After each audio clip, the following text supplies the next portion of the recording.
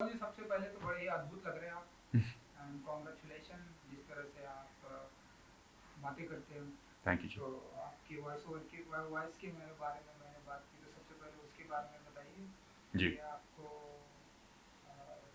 Genetic मिला है या क्या कुछ कहना चाहेंगे आप? नहीं, जेनेटिक डेफिनेटली मिला है। मैं कोशिश नहीं करता हूँ कि मेरी आवाज़ इस तरीके से हो या उस तरीके से हो। जैसे मुझे जो नेचुरल आता है वैसे ही है। जी। एंड काला के बारे में कुछ बताना चाहेंगे? बड़ी ही तारीफ मिल रही है, बहुत ही जी। अप्रिसिएशन मिल रहा है। जी, नहीं, मैं इतना कहूँगा कि आई एम वेरी ग्रेटफुल हूँ, मैं बहुत थैंकफुल हूँ कि सबको काला बहुत पसंद आया, मेरा परफॉर्मेंस भी बहुत पसंद आया। ये शुभेंदु मुखर्जी जो मेरा किरदार का नाम है, शुभेंदु मेरे लिए बहुत स्पेशल कैरेक्टर है और बहुत इमोशनल कैरेक्टर भी है मेरे लिए। तो और हार्ड वर्क भी काफ़ी किया इस कैरेक्टर को स्क्रीन पे लेके आने के लिए। तो उसके लिए आई हैव टू से थैंक यू। कैसे जी। मिली आपको काला एंड क्या एक्चुअली कुछ जी, तो एक्चुअली बाज़ार के बाद मैं बिजॉय सर से मिला था। उनको मेरा परफॉर्मेंस बाज़ार में काफ़ी अच्छा लगा और हम कुछ प्लान कर रहे थे उस वक़्त। ये 2019 की बात है, 2019 की। पर अनफॉर्चुनेटली वो प्रोजेक्ट कभी हमने वो we didn't get a chance to do it together. पर आई थिंक हम दोनों को साथ में काम करना था और उस वक़्त मैं काफ़ी अपसेट था कि ये प्रोजेक्ट हमने नहीं किया साथ में। पर फिर कोविड हुआ 2020 में, कोविड 2020, 2021, फिर 2022 में उन्होंने मुझे फ़ोन किया था बिजॉय सर ने। और ये कहा कि मेरे पास एक कहानी है, एक स्क्रिप्ट है मेरे पास, 4 एपिसोड में आपको सेंड कर रहा हूँ, आप एक बार उसको बस पढ़ो। आपको क्या लग रहा है उसमें, आपको कौन से किरदार अच्छे लग रहे हैं, आपको कहानी कैसे लगी। और ऑलमोस्ट इंस्टेंटली मैं शुभेंदु मुखर्जी के कैरेक्टर से कनेक्ट हुआ। तो ये है कहानी। जो आपको बताया गया कि आपको काला के लिए आपने कैसे मिली, या मतलब ऑडिशन दिया आपने या नहीं, फिर काला के लिए मैंने ऑडिशन नहीं दिया। बिजॉय सर, जैसे मैंने कहा कि बिजॉय सर को बाजार का मेरा परफॉर्मेंस बहुत अच्छा लगा और आई थिंक उस उन्होंने उस कैरेक्टर या मेरे में कुछ देखा उस रोल में which he felt he could use in Kaala. जी।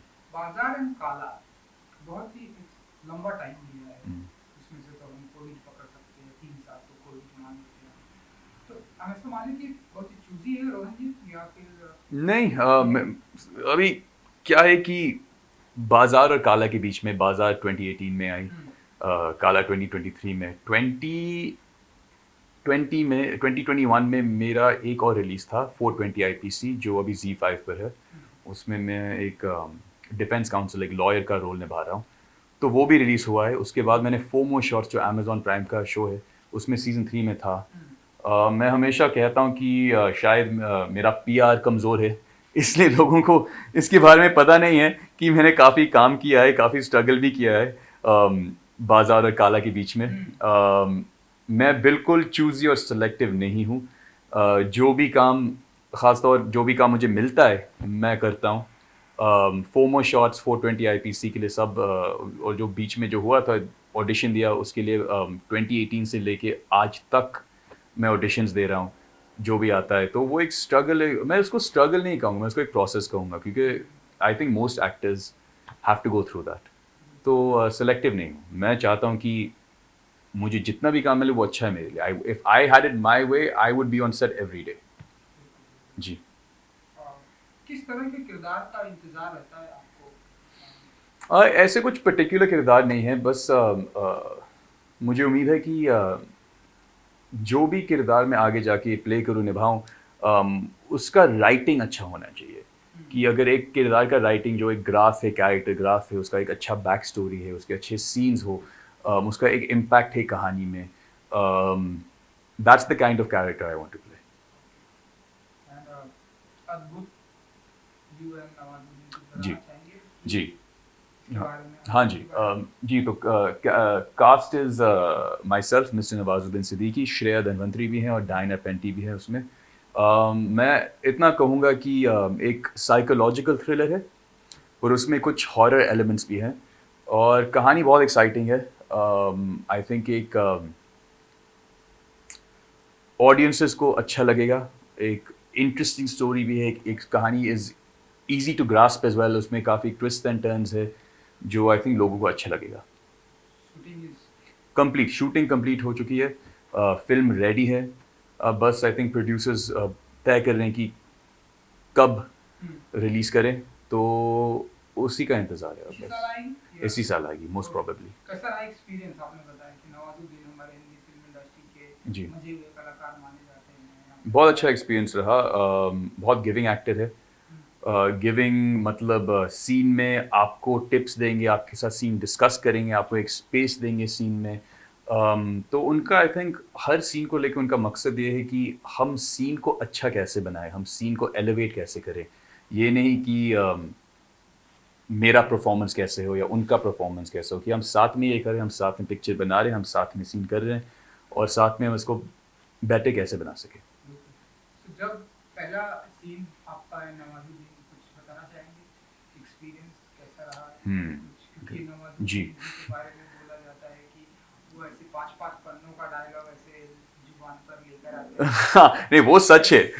हाँ, उनकी जो मेमोरी मैंने है। भी सुना है, हाँ, तो जरा बताइए कि कुछ आपने सही सुना है। उनका जो हम कहते एक्टरों के लिए एक प्रोफेशनलिज्म जो है कि आप लाइन याद करो, फिर आप लाइन को एक अलग तरीके में एक टेक में you can keep mixing it up, उनका वो इट्स अमेजिंग, बहुत इंस्पायरिंग है मेरे लिए। और आपने पूछा कि फर्स्ट दिन कौन सा था, हमने एक छोटा सा टीजर शूट किया था साथ में। अच्छा विद नवाज। नवाज सर के साथ, मैं, नवाज सर और श्रेया भी थी उस वक्त उस दिन। और एक्चुअली टीजर में जो यूट्यूब पे आप जाके देख सकते हो और फैंस भी जाके ऑडियंस भी जाके देख सकते हैं, उसमें एक एक्चुअली डायलॉग सिर्फ नवाज सर का है उसमें। जो जिस तरीके से उन्हें वो डायलॉग दिए, वो लाइंस डिलीवर किए, और हमने काफ़ी टेक्स लिए थे उसके, और हर टेक में अलग, हर टेक में अलग। और ऐसे कभी उनको ये नहीं हुआ कि मैं नवाजुद्दीन सिद्दीकी हूँ, मैं सिर्फ एक टेक करूँगा, नहीं। हमने इतने सारे टेक किए और every take he brought something fresh. और वो कभी ये ऐसे नहीं हो कि यार हम एक और टेक क्यों ले रहे, ऐसे कुछ नहीं था। Every take he was enthusiastic, एक न्यू कमर के जैसे उन्हें दिया। तो वो इंस्पायरिंग था। फर्स्ट दिन से मुझे पता लगा कि यार ये जो मैंने सोचा नवाजुद्दीन सर के बारे में, उन्होंने उसको 100 टाइम्स अप किया। बुक का बेसब्री से इंतजार है आपको? बिल्कुल जी, बिल्कुल। और एक चीज, आपके डैड हमारे हिंदी फिल्म इंडस्ट्री के सुपरस्टार रहे हैं, लेकिन जब आप आए इस दुनिया में उसके बाद से ही तो कुछ उनके उनके कुछ पद चिन्हों को फॉलो करते हैं आप? क्योंकि हमारी हिंदी फिल्म इंडस्ट्री के लेजेंड रहे, सुपरस्टार रहे। नहीं, डेफिनेटली वो मुझे बहुत इंस्पायर करते हैं।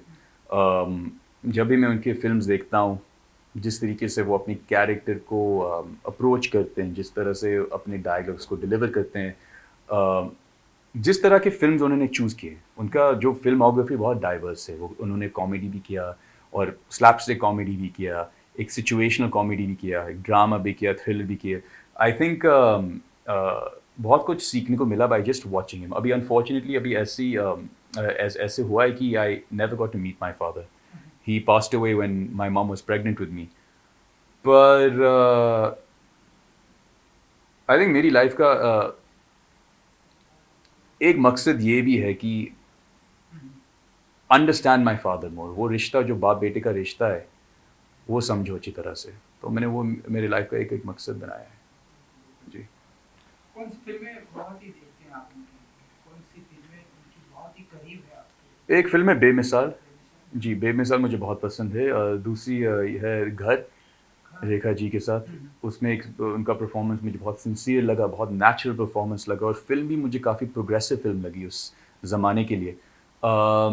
अनुराग एक दूसरी फिल्म है जो उन्होंने किया था आई थिंक 70s में। खुददार मिस्टर बच्चन के साथ, वो भी फिल्म, बहुत सारे फिल्म है ऑनेस्टली। सब पसंद है मुझे जी। ऐसा टाइम चल रहा है, नेपोटिज्म की बहुत सारी बातें हो रही हैं। तो आपको कितना लगता है कि आपने उस नेपोटिज्म से आप कितना दूर हैं, या फिर आपको कितना उसका फायदा नहीं मिल पाया, या आप मानते हैं कि आपको भी नेपोटिज्म का फायदा मिलना चाहिए था? क्या कुछ आप मानते हैं इस नेपोटिज्म के बारे में? आपका क्या टेक है? आई थिंक इनिशियल रिएक्शन जो था, लोगों को लग रहा था कि मैं बहुत करीब हूँ नेपोटिज्म से। फिर अभी जब समय पास हुआ और उन्होंने मुझे इतना देखा नहीं स्क्रीन पे। मैं सिर्फ पब्लिक का बोल रहा हूँ अभी। आई थिंक उनको लगता है मैं नेपोटिज्म से बहुत दूर हूँ। मुझे जो लगता है कि मैं शुरू से नेपोटिज्म से बहुत दूर हूँ। और एक अच्छा भी सा लग रहा है कि people are getting to understand now कि मैं जो जो भी मुझे काम मिलता है वो नेपोटिज्म की वजह से नहीं है। पर मैं ये कहूँगा कि नेपोटिज्म डेफिनेटली इट एग्जिस्ट्स और हर इंडस्ट्री में है। ये नहीं कि सिर्फ हमारी फिल्म इंडस्ट्री में है। हमारी फिल्म इंडस्ट्री अभी ऐसी एक इंडस्ट्री है जो हमेशा पब्लिक आई में है और न्यूज़ उस पर बहुत, और सिर्फ न्यूज़ में एक्सेसिबल न्यूज़ जो सब पढ़ सकते हैं और सबको एक अंडरस्टैंडिंग मिल सकता है। तो हमारी इंडस्ट्री में जो नेपोटिज्म जो एम्फोसिस है वो ज़्यादा है इस वजह से। पर मेरे अपने जर्नी में I have not experienced that much. और हाँ, I think over time people will realise that. एक आखिरी सवाल मेरी तरफ से, जितने भी लेजेंड एक्टर हैं आपके डैड के टाइम, चाहे मैं मिस्टर बच्चन की बात करूं, रेखा जी की बात जी, करूं, कभी ऐसे आता है आपके ख्याल में इनके साथ काम करने का अगर मुझे मौका मिले जी। मैं अपने डैड की कुछ, आप क्या आपके दिमाग में इन सारी चीजें चलती है जो जिन्होंने आपके डैडी के साथ में काम किया है, ऐसी कभी इच्छा आती है कि मैं भी उनके साथ काम करूं? नहीं, बिल्कुल बिल्कुल।